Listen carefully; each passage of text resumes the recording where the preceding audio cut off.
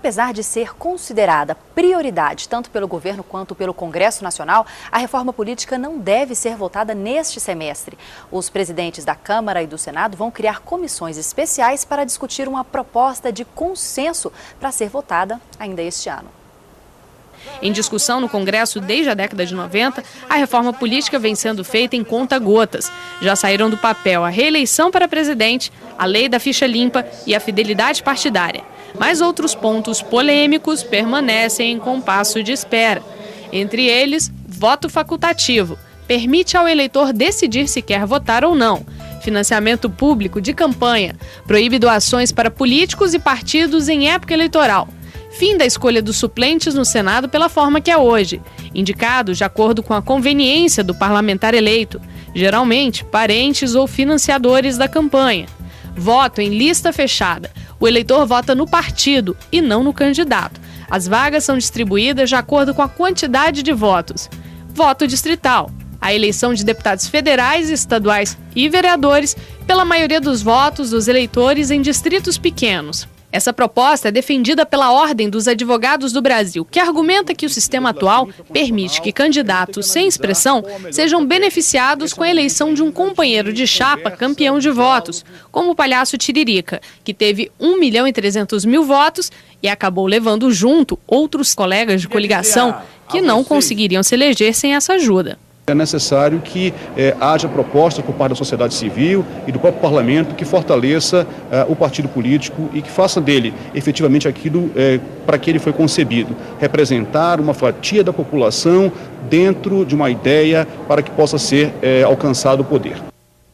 Bom dia, e sobre a reforma política, vamos conversar com o deputado federal Rubens Ottoni, que foi relator de uma das propostas de reforma na Comissão de Constituição e Justiça da Câmara. Bom dia, deputado. Em 2005, o senhor já discutia a maior parte desses assuntos que a gente viu aí na matéria e de lá para cá pouca coisa avançou, pouco ou nada, apenas o fim dos showmícios que foi decidido. Por que se demora tanto em resolver sobre esse assunto? É porque é uma proposta complexa que tem posições diferentes não apenas no nosso parlamento, mas também diversidade de opinião na nossa sociedade. O nosso desafio é avançar esse debate aqui na Câmara e no Senado, mas também avançar o debate na sociedade para que nós possamos chegar a um consenso em condições de votar.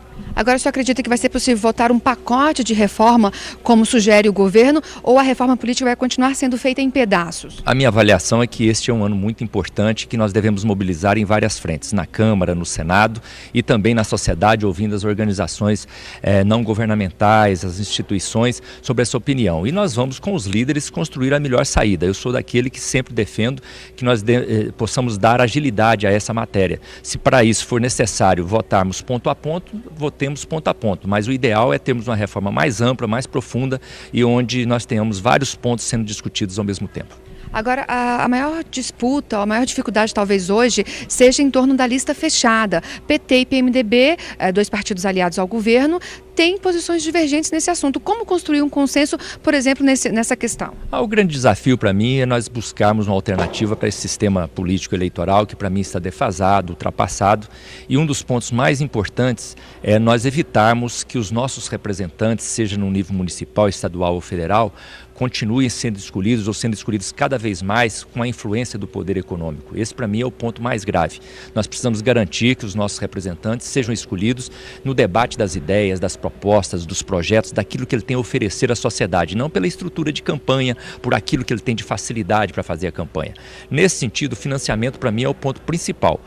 Se é lista fechada ou não, se nós vamos ter o fim das coligações ou não, ou outros pontos mais importantes, nós precisamos ir casando esse debate e descobrindo alternativas. Aqueles que acham que a lista fechada não é alternativa, que nós possamos criar uma forma de garantir um instrumento que dê condições do financiamento público de campanha acontecer, que para mim este é o ponto mais importante. Mas entre esses itens que o senhor citou aí, qual que o senhor avalia que seja o mais fácil de passar, talvez esse ano aqui no Congresso? Eu avalio que tem um item maduro, que já debatido na sociedade também no Congresso, que é o fim das coligações proporcionais. Não tem sentido num regime proporcional como é o regime brasileiro, o sistema eleitoral brasileiro, nós temos coligações partidárias que simplesmente desvirtuam o processo da proporcionalidade.